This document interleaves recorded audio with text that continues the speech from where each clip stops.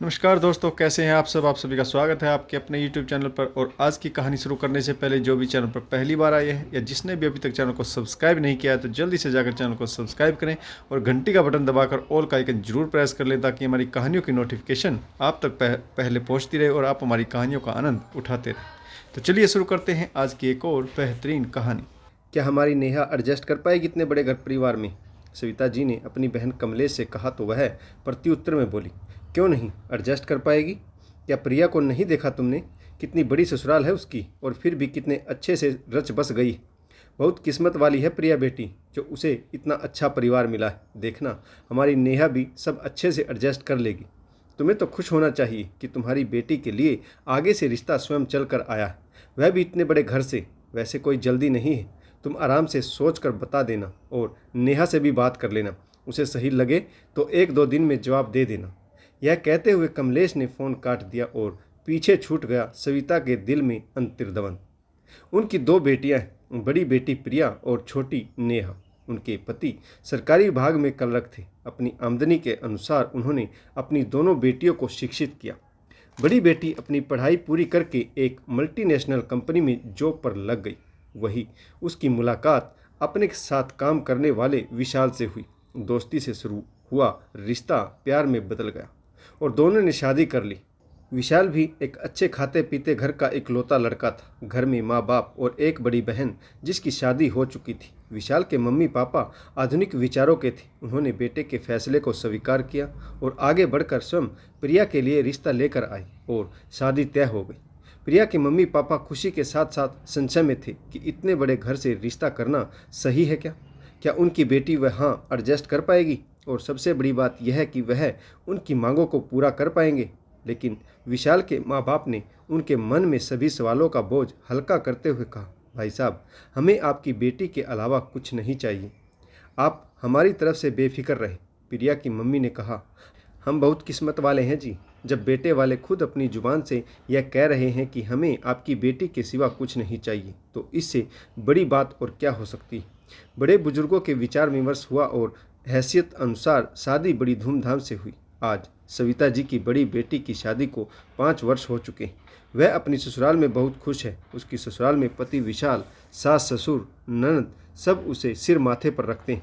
बीते 5 वर्षों में उन्होंने कभी प्रिया को किसी तरह की कोई कमी महसूस नहीं होने दी और ना ही उनकी तरफ से कोई मांग कभी उभर कर आई। वहीं दूसरी तरफ सिक्के का दूसरा पहलू भी है।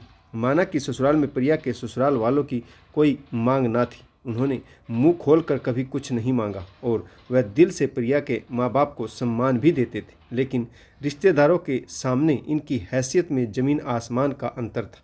प्रिया के मम्मी पापा को कदम कदम पर इस बात का एहसास हो जाता था कि वे हैसियत में बेटी के ससुराल वालों से बहुत कम हैं, या फिर यूँ कहें कि बेटी के ससुराल वाले धनी लोग हैं और वे मामूली से सरकारी कर्मचारी। प्रिया के ससुराल में जब भी कोई फंक्शन होता, प्रिया के माँ बाप हमेशा ही स्वयं को कमतर महसूस करते, चाहे कपड़ों के लेन देन या शगुन की बात हो। प्रिया की ससुराल की महिलाएं जब भारी सिल्क साड़ी में नज़र आती, महंगे लहंगे, जड़ाऊ सेट पहनती, वहीं प्रिया की मम्मी अपनी हैसियत के अनुसार अच्छी से अच्छी साड़ी पहने की कोशिश करती, लेकिन फिर भी उनकी बराबरी ना कर पाती। यहाँ तक कि प्रिया जब भी अपने ससुराल फंक्शन में अपने मम्मी पापा और भाई बहनों को इनवाइट करती तो कहना नहीं भूलती, मम्मी अच्छी साड़ी पहन कर आना, साड़ी को सलीके से पहनना, जरा ढंग से तैयार होकर आना, खाना सलीके से खाना। अब तो इतने साल हो गए आपको मेरे घर में आते जाते, आपको अमीरों के सलीके सीख लेने चाहिए। बातों ही बातों में प्रिया न जाने कितनी हिदायतें अपने मायके वालों को दे देती, जिससे वह फंक्शन में असहज महसूस करते।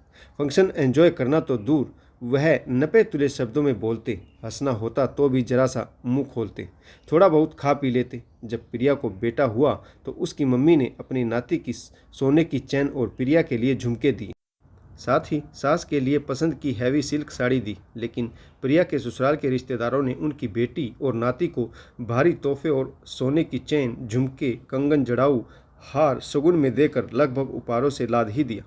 मायके से आया शगुन मुंह चिढ़ा रहा था। ऐसे में नेहा अपने माँ बाप की मनोस्थिति अच्छे तरह से समझती थी, क्योंकि वह भी हर बार अपनी बड़ी बहन के ससुराल जाती थी।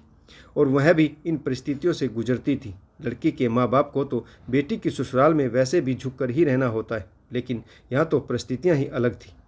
कोई उन्हें कुछ कहता नहीं, उन्हें सम्मान देने की पूरी कोशिश की जाती, लेकिन दोनों परिवारों की आर्थिक विषमता खुद ही आगे बढ़कर उन्हें उनकी औकात का एहसास करा देती थी।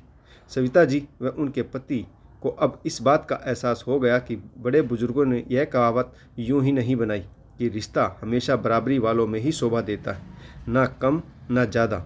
लेकिन आज जब उनकी बहन ने छोटी बेटी नेहा के लिए फिर से एक बड़े घर का रिश्ता भेजा तो बड़ी बेटी की खुशियां देखकर सविता जी का मन फिर से द्रवित हो गया। वे नेहा के पिताजी से रिश्ते की बात बताते हुए बोली, कौन सा हमें रोज बेटी के ससुराल जाना है, बेटियां खुश रहनी चाहिए, इनकी खुशी में ही हमारी खुशी।